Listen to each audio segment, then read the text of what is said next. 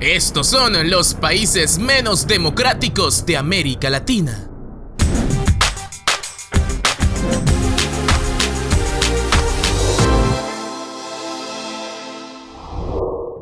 La democracia se enfrenta hoy a profundos desafíos en Latinoamérica y, si bien algunas naciones como Uruguay y Costa Rica se encuentran entre las mejores del mundo, otras han experimentado una erosión de libertades que nos recuerdan la estrecha relación de nuestra región con el autoritarismo. Por ello, y usando un informe de Latinobarómetro, te presentamos los países con menos democracia de América Latina. Así que sin más, comencemos. El 27 de diciembre de 1974 comenzó en Nicaragua una operación que culminó en la liberación del líder sandinista Daniel Ortega, quien había pasado 7 años en la cárcel. Y después de este triunfo de la revolución, Ortega se convertiría en presidente de Nicaragua hasta ser derrotado en 1990. Luego, a su regreso en 2007, Ortega ha gobernado desde entonces como un autócrata electo. Así, esta elección inició un periodo de deterioro democrático marcado por la consolidación de todos los poderes del gobierno bajo el control de su partido, así como por la limitación de las libertades fundamentales y la corrupción desenfrenada. Y es que en 2018, las fuerzas estatales, con la ayuda de grupos armados aliados informalmente, respondieron a un movimiento antigubernamental con violencia y represión. De esta forma, el Estado de Derecho se derrumbó cuando el gobierno tomó medidas para sofocar el movimiento, con informes revelando sobre el deceso de al menos 325 personas, con detenciones extrajudiciales, desapariciones y torturas. Sí, esta crisis continuó hasta 2019 a medida que continuaron los arrestos y detenciones arbitrarias, con los opositores al gobierno informando vigilancia y monitoreo. Colombia se encuentra entre las democracias más antiguas de América Latina, pero con un historial de violencia generalizada y graves abusos contra los derechos humanos. Y es que a pesar del acuerdo de paz de 2016 entre el gobierno y el principal grupo guerrillero, el país ha seguido enfrentando enormes desafíos en todo su territorio. Así es, tras el tratado, los rebeldes entregaron sus armas y las FARC se convirtieron en un partido político, pero otras partes del acuerdo no se implementaron. Y es que las víctimas de la violencia iban a recibir escaños parlamentarios y reparaciones, mientras que en las regiones afectadas por las FARC se reestructuraría la seguridad, la salud y la educación, pero esto no se concretó, generando un vacío de poder, ya que estas zonas quedaron a merced de nuevos violentos. A su vez, esto ha dado rienda suelta a las actividades ilícitas como el narcotráfico y el cultivo de estupefacientes. Por ello, como apuntan expertos, la democracia en Colombia no solo debería significar elecciones, sino seguridad en las decisiones públicas y sociales. Para la Brasil de hoy, Jair Bolsonaro, su actual presidente, dejó de gobernar hace un tiempo. Y es que en 3 años, su administración ha inaugurado algunos proyectos de infraestructura local y ha liberalizado las leyes de armas, en un país que ya es notoriamente violento como te hemos contado. Junto a ello, se ha promovido la destrucción continua de la selva amazónica y se ha manejado mal la pandemia del COVID-19, que ha matado a casi 600.000 personas hasta ahora en este país. Y es que bajo su supervisión, la sociedad se ha polarizado aún más y el país ha sido testigo de los peores ataques a la democracia desde que entró en rigor la Constitución de 1988. Así, en un caso de algo que se conoce como democracia frágil, Bolsonaro ha dado discursos atacando a la Corte Suprema y advirtiendo que los brasileños no podían permitir que el sistema electoral existente siga vigente. De esta forma, el presidente Bolsonaro, un apologista de la dictadura militar abusiva de Brasil, es cada vez más hostil al sistema democrático de controles y equilibrios, y recalcó que solo Dios podrá sacarlo de Brasilia, sí, la capital administrativa de la nación. Brasileños, ¿qué opinan de algo como esto? Según Human Rights Watch, el presidente de El Salvador, Nayib Bukele, está desmantelando las instituciones democráticas a un ritmo más que alarmante. Incluso se dice que más que Hugo Chávez en Venezuela. Así, en mayo del 2021, Bukele despidió al fiscal general de la nación y a los jueces de la Corte Constitucional y los reemplazó con aliados después de que su partido obtuvo el control legislativo.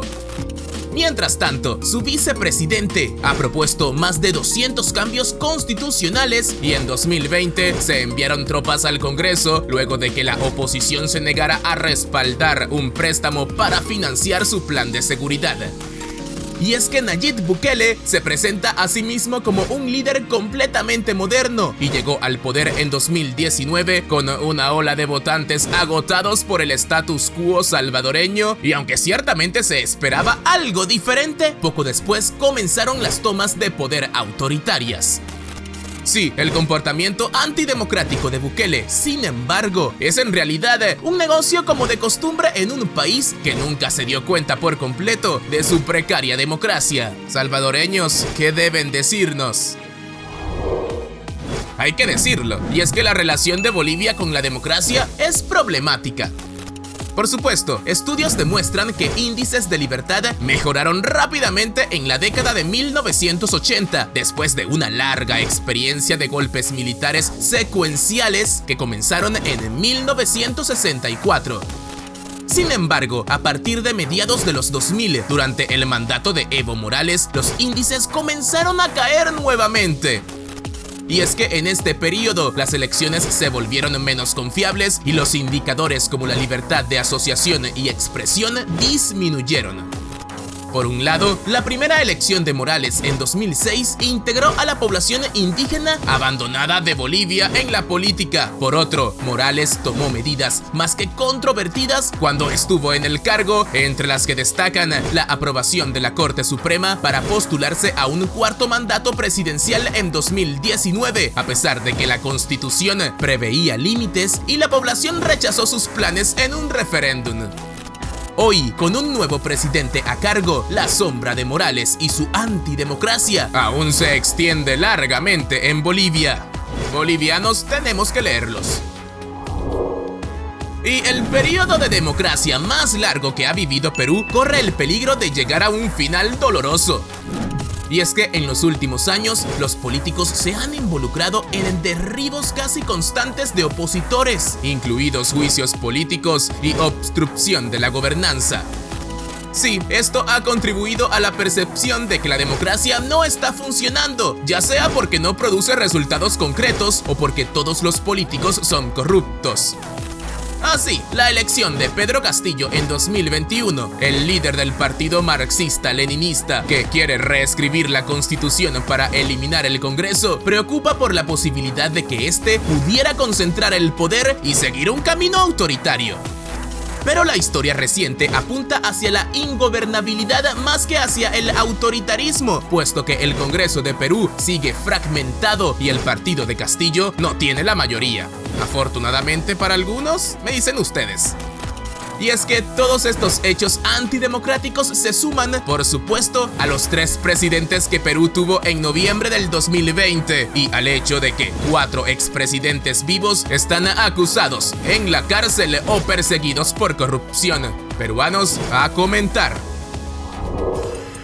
En 2020, los chilenos llevaron su enojo por la desigualdad y la injusticia a las calles, insistiendo en que reparar los profundos problemas de la nación requería no solo una reforma, sino una nueva constitución con derechos y protecciones.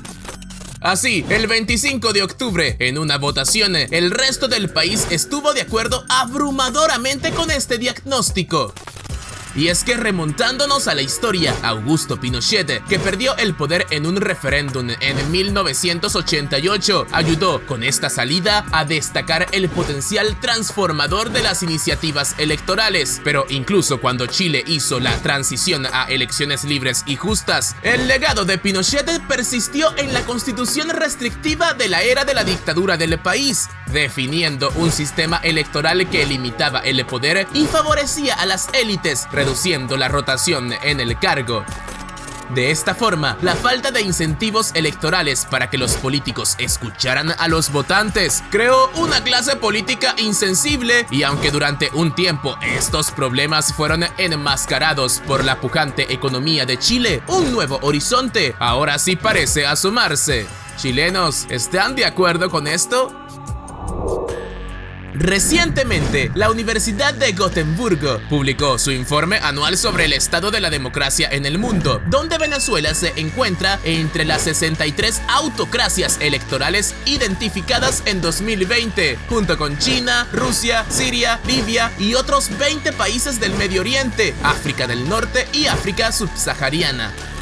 Así, las instituciones democráticas de Venezuela se han deteriorado desde 1999, pero las condiciones han empeorado drásticamente en los últimos años debido a las duras represiones contra la oposición.